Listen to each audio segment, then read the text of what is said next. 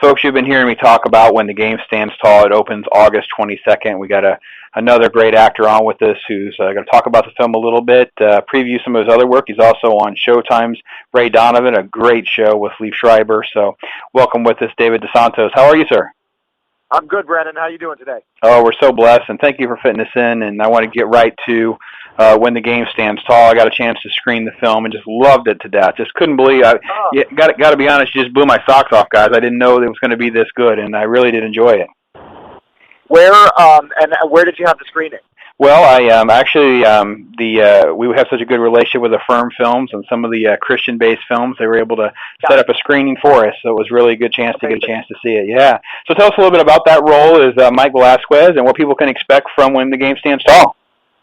Well, when Neil Hayes wrote the book, I don't think he really expected it to have such a positive response. But anyone who's familiar with the De La Salle football team through the past 30-some-odd years with Coach Bob Ladouceur understands how important of a story this is, just for football and for just kind of for life.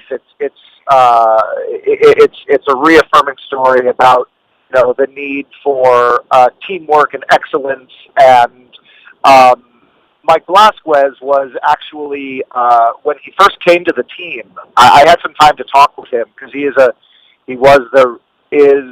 now he's at Cal Berkeley as the strength and conditioning coach and the head trainer for Berkeley Bears. But at the time, he was a younger coach. He had been a bodybuilder and a strength and conditioning coach, and he didn't want to go into the high school level until he showed up at De La Salle and saw what Coach Ladouceur was doing with the team and his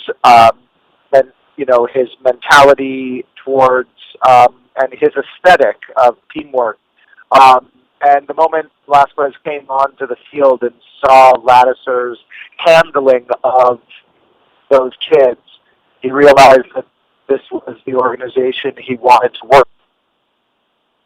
We were learning a little bit about Mike Velasquez and the appeal of joining the De La Salle team, and it's a really a great credit to the program, and his role is really sort of exemplified in the game sequence there where they're playing Poly.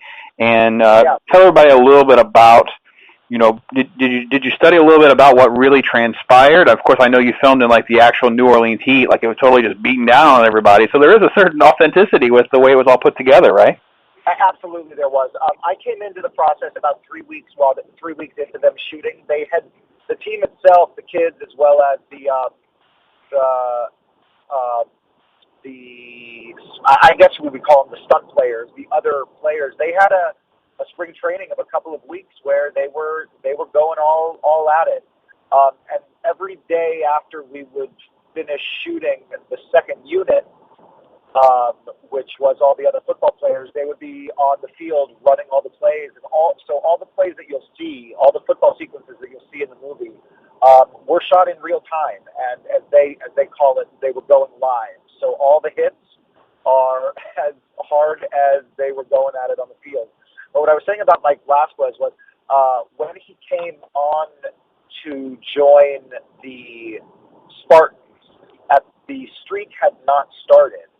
And if you speak to Bob Ladouceur and Terry Edson, who are played by Michael Chiklis, Jim Caviezel plays the head coach.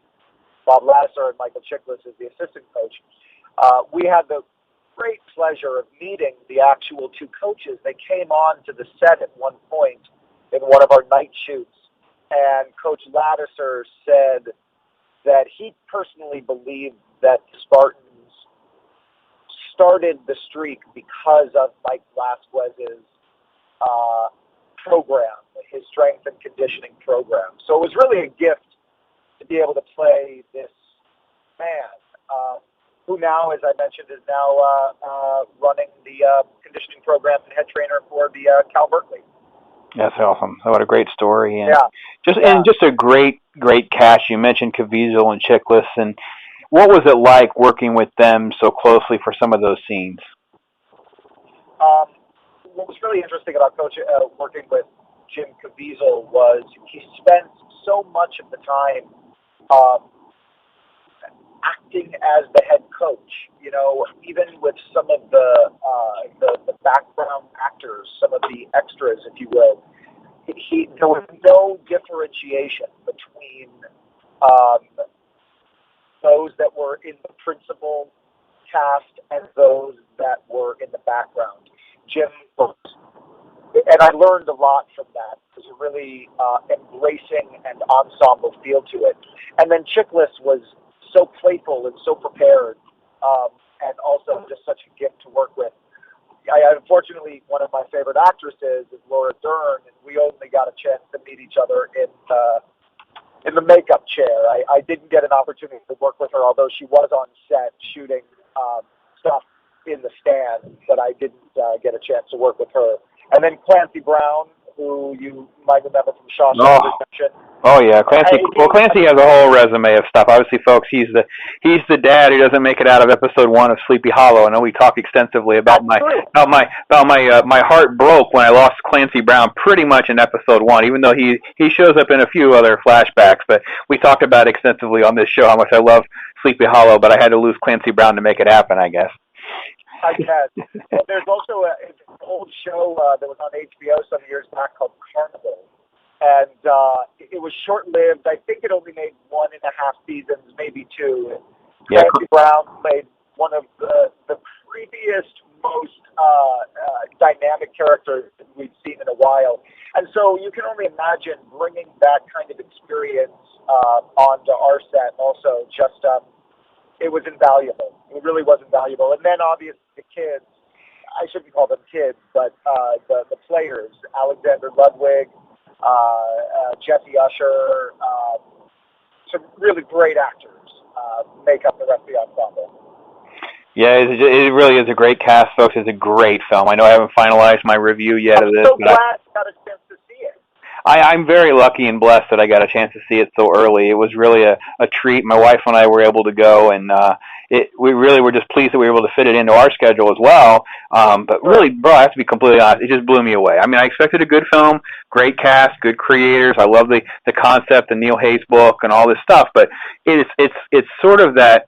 It's got a little bit of all of it. It's got that Mighty Ducks, you know, the Remember the Titans. They're going to overcome whatever, but it's all based on real life. It makes it so much more exciting. Well, and that's the interesting thing is that I was not aware of when I started to do my preparation for it. It was when I saw that they had won 151 consecutive games over 12 years. It really seemed inconceivable to me at the time. But then I have a couple of friends of mine that grew up in San Francisco as well as Palo Alto area, and as they were kids, their dads used to take them to De La Salle games, and so there's also this cult. I shouldn't say cult, but there is this underground fandom, fandom. Absolutely, this underground fandom that is going to be able to see this story that they actually lived through, and then there's going to be so many people that are going to say, "I had no idea this actually happened." And they need to go to the internet. They need to look it up for themselves. You're going to see clips at the end of the film, folks, where it shows some of the actual footage, actual speeches, some of that kind of stuff. You get a cameo from Maurice Jones-Drew. So those of you that are in our listening area here in Central Florida listening live, Maurice Jones-Drew not only went to De La Salle, but he actually makes a little cameo in the film. And there's just so much legacy here that's great that was brought to life. And David, I have to switch gears because I know we're going to run long on time, but I want to be able to get to the Showtime show. It's got to be such a great honor to work on Ray Donovan, such a great cast, such a great first season and all that, and you get to play the love interest for Ann Margaret. Which is, I would say it's probably my grandfather's dream come true, maybe my uncle's dream come true. Now, for me, it is, I didn't know it was a dream come true until I got on set, and, you know, it was kind of looking at old pictures and old movies, and you know, I knew that I was getting an opportunity to work with an icon and this legendary artist it wasn't until I got onto set that it all became that first day, and it became a reality that it was, undeniable.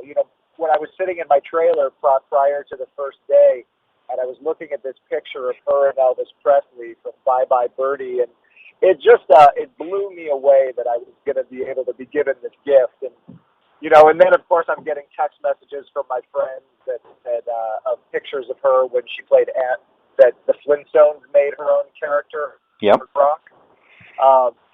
But again, getting an opportunity to work with, close with Liv Schreiber on his show was also a beautiful, and we worked quite a bit, and it's really a gift. He is a master, and sort of seeing him and Ann Margaret go toe to toe, it was really a beautiful. It's been a beautiful experience. It's just a great show, folks. It's on Showtime. It's called Ray Donovan, and you'll check that out. And yes, Carlos, that is David DeSantos. And my first episode aired last week, and then we've got more coming up in the future. Yeah, there's a couple more coming around the horn, and that's got to be some pretty exciting times for you. And David, as you get a chance to work with some of these big names and these just legends. I mean, to be perfectly honest, I mean, even Chiklis and Caviezel are never going to be forgotten for some of the roles that they've had. And do you get any sort of like words of wisdom or advice that you're like, just really moved by? A, that they would take that time to tell you, and B, that it just hits you with something maybe unexpected? Well, I think for me it always comes back to preparation. It's been a steady climb over the last 6-8 months. I've been working quite a bit, and when I was in my 20s, I don't think I was as prepared. I was in my early 20s, although I thought I was. When we're in our early 20s, there's that feeling that we know everything, and we're not. We don't really need to be taught anything more. And as the years go on, we realize we sort of get humbled to the idea that there is so much more to learn, and that this is not a sprint, and that it really is a marathon. So, when I was on the set of When the Game Stands Tall, for example, and I was watching Chiklis work in between takes, and how committed and how he would stay so connected in between takes. And I realized here's a man who has had a 30-year career. And then flash forward, I'm sitting at a table in between takes with Ann Margaret. And here's Ann Margaret, who's in her mid-70s. And she's had a career that lasted well over 5 decades.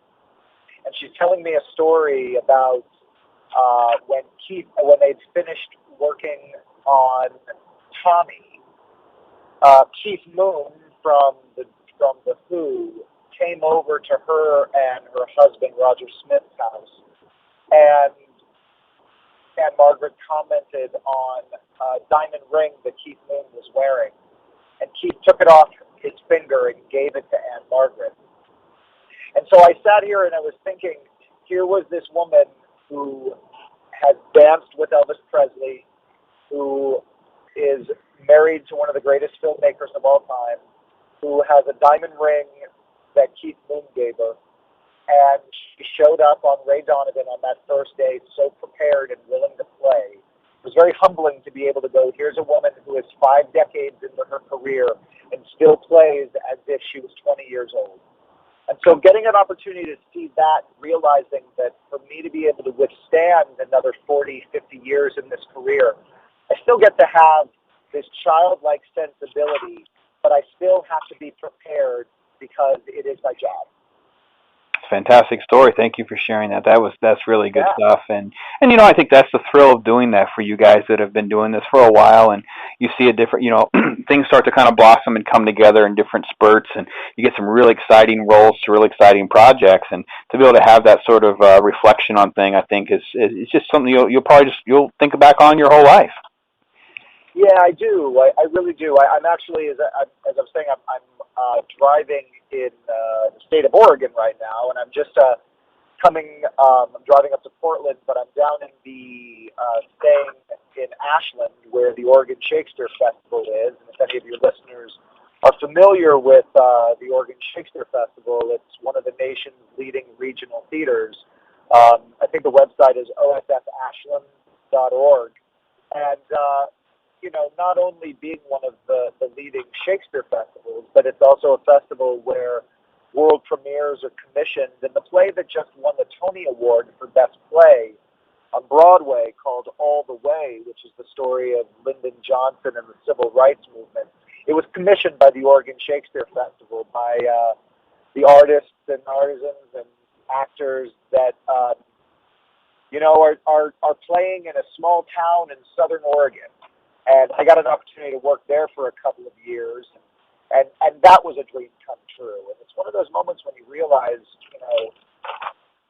it's a dream come true. Like with George Steinfeld, it says if you, I'm sure he wasn't the first to say it, but if you love what you're doing, you never work another day in your life. Yeah. That's George Steinbrenner, but. You have, and I thought it was interesting too, just to throw in real quick here, is that you had some interesting, TV productions, some film experience in your family, and I thought it was fascinating to talk about, your grandmother working as an editor, your dad doing some of that work with even a Star Trek film. So, what was it kind of like? Did you get a little bit of that when you were really young, or didn't really sink in until you were a little bit older? What was that like? No, I was sort of brought into the post-production world as a kid. I remember watching Star Trek III, The Search for Spock, at Paramount Studios. My dad was the assistant film editor on that film, so I got to see one of the first cuts, maybe not the first cut, but I got to see a cut of that movie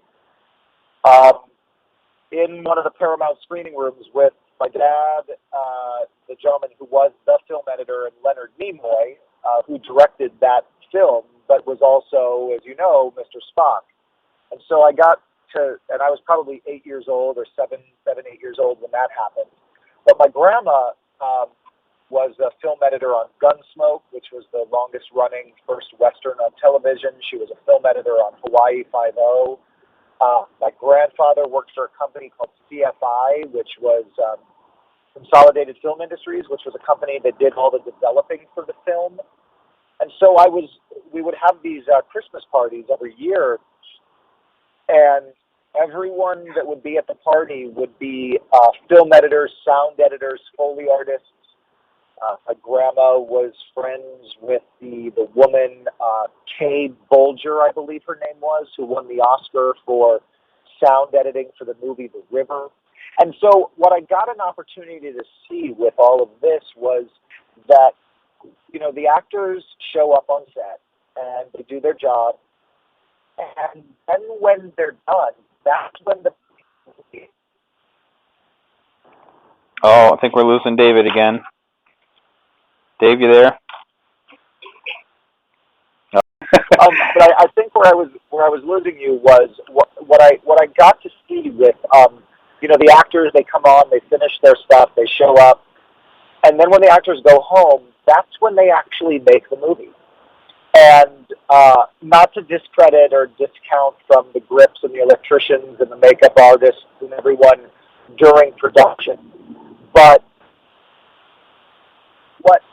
when I was a kid, I would watch a movie with a much more discerning eye, and I would watch how film editing and sound editing played such an integral part in the movie. And for example, I'll never forget when I saw what was the movie with Jennifer Lopez and George Clooney? I think it was called At First Sight, or something. Yep. So At First Sight was, Out of Sight. I remember watching it. Out of Sight, yeah. And I remember the next day going to my grandma and I said, Grandma, just saw this movie. It was amazing. I bet the editor who cut it is going to be nominated for an actor. And she said, who was it? I said, this woman named Ann V. Coates, Coates. And my grandma said, David, that's one of the greatest film editors in all of Hollywood. And I went, wow, I had no idea. And sure enough, 4 months later, Ann V. Coates is nominated for an Oscar for editing that movie. And so as a kid, I would watch these movies and see how film editing and sound was what she used to say, that for an actor's medium is the stage, a writer's medium is TV, and a director and editor's medium was film. And so now, and I could tell that with the script of When the Game Stands Tall that we had a very special story, but I knew that if it was assembled well, we were going to have a very powerful film on our hands. And, as you were saying, Brandon, it was very moving to you, and I think audiences are really going to be moved by it, not just because it's that classic sports movie, but there's something about the film editing of a sports movie that tugs at your heartstrings. Don't you agree? Absolutely, and it captures everything, folks. It really captures the action, the spirit of the relationship between the coach and the players, and also the incredible growth of both the players and the staff as well, which is something that sometimes gets ignored. It's only a player's film or a coach's film. It's one or the other, and both pieces move simultaneously. It opens August 22nd, When the Game Stands Tall. You don't want to miss David as Carlos on Showtime's Ray Donovan. Make sure you catch the next couple episodes there. He's already debuted once. You don't want to miss that. Catch that on demand. And David, it's been fantastic getting to know you, and just great stories and reflection, not only of your family, but some of the different things that have moved and touched you, and I appreciate that so much, and I can't wait till we can talk again. It's an absolute pleasure, Brandon. Thanks for having me. All right, David DeSantos. Thank you, sir. My pleasure. Thanks so much.